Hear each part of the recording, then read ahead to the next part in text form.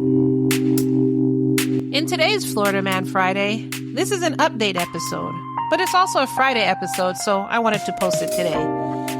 You won't believe the update to this case. I'm telling you, it's shocking. So if you're standing, sit. If you're sitting, lie down. If you're driving, listen to this when you're not driving.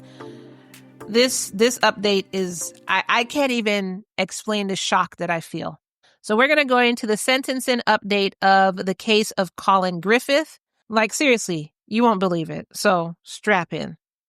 Welcome, lambs. Welcome to Love and Murder, Heartbreak to Homicide, your Florida Man Friday edition. If you don't know who this is, hi, my name is Kai, and I will be your host. If you're new here, take a listen all the way to the end, and if you like what you hear, don't forget to subscribe to the podcast.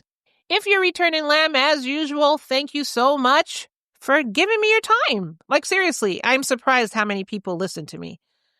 I'm sitting here talking to a microphone, and people come back and listen to me. It's shocking to me. But thank you either way for your time. Thank you for your attention. And thank you for letting me get these cases out. I know that the victims of these cases wholly appreciate you listening to their stories and possibly even sharing them, getting the story heard around the world.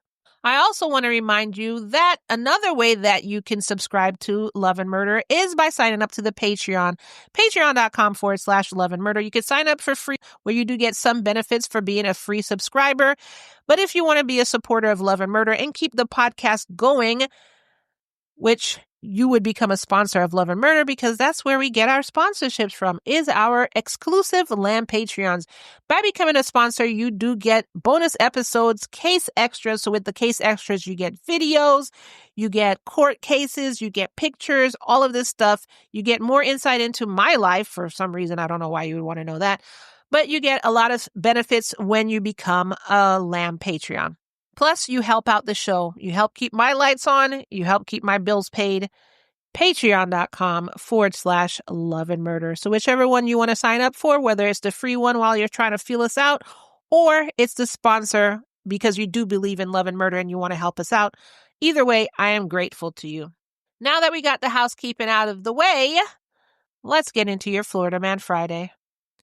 Before we begin, if you haven't heard this case, or even if you've forgotten it because I think it was a while back, you can click on the episode in the show notes below.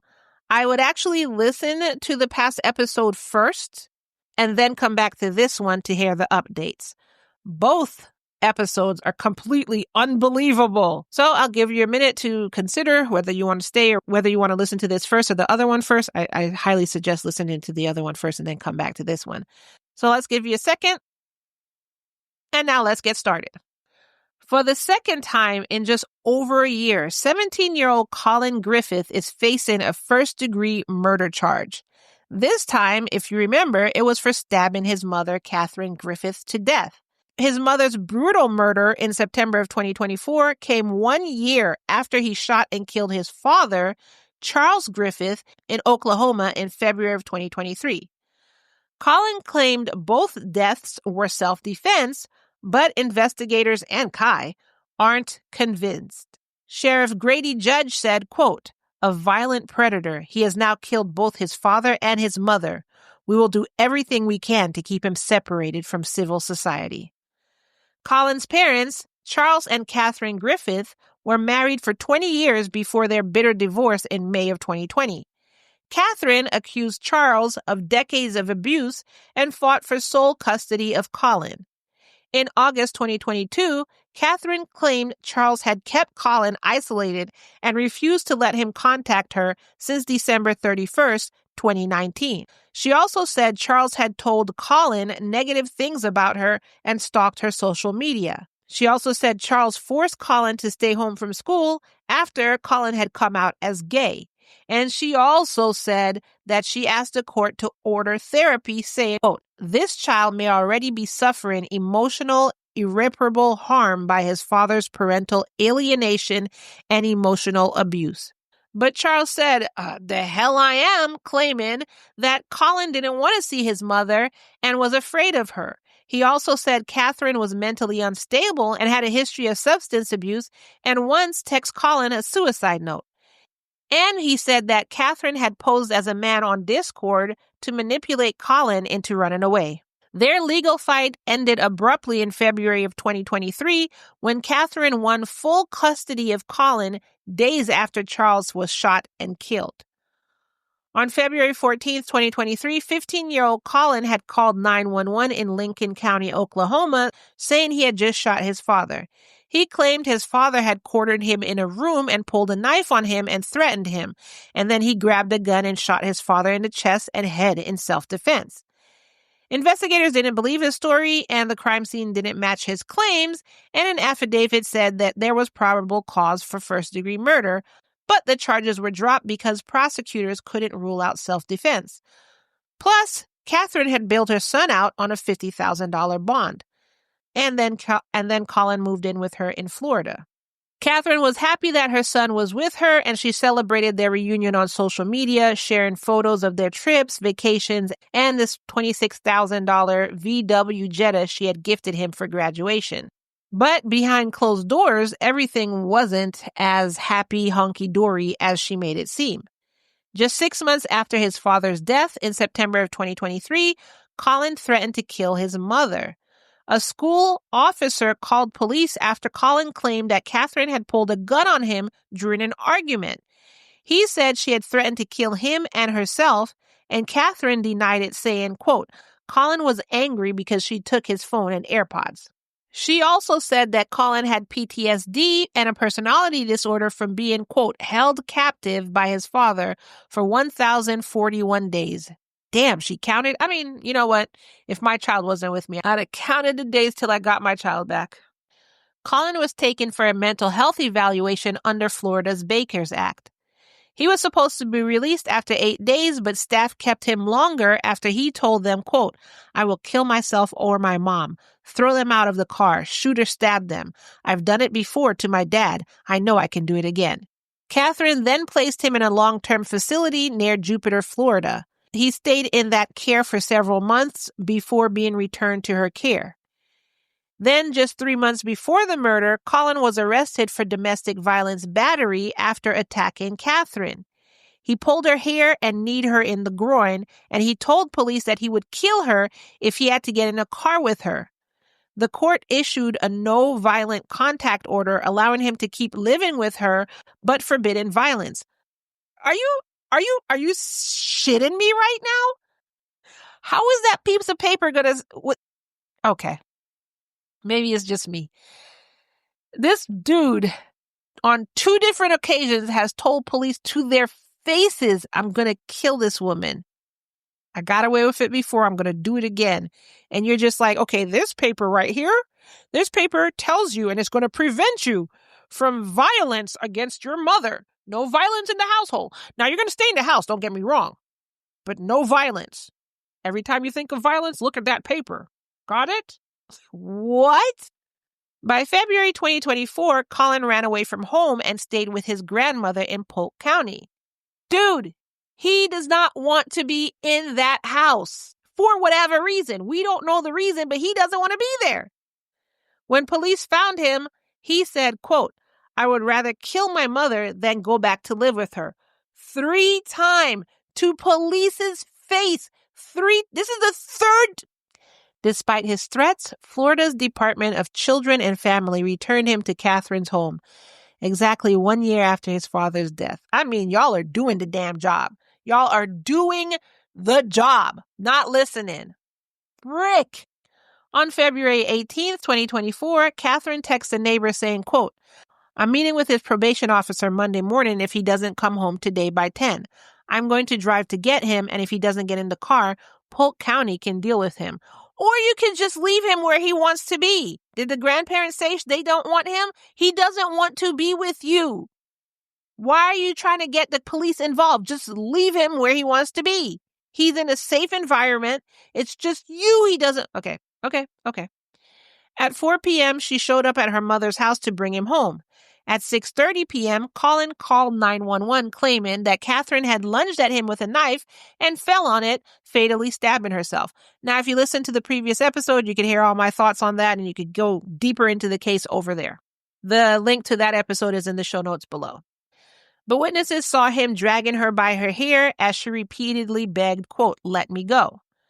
The medical examiner shut down his story, ruling that Catherine was stabbed twice in the neck with enough force for the blade to go all the way through, and that her injuries could not have been accidental. Sheriff Grady Judge said, quote, "This kid is a psychopath. If he had gone to live with his grandmother, she would have been next." That's a maybe. You don't hear him saying anything about the grandmother. You hear him saying everything about the mother. He didn't want to live with his mother. He didn't want to live with his mother. And he didn't want to live with his mother. So that's just your thought that the grandmother would have been next. But who knows? He did this to his father too. So allegedly. So the update is you heard all this backstory. And if you went and listened to the previous case or you remembered the previous case, you heard all that backstory.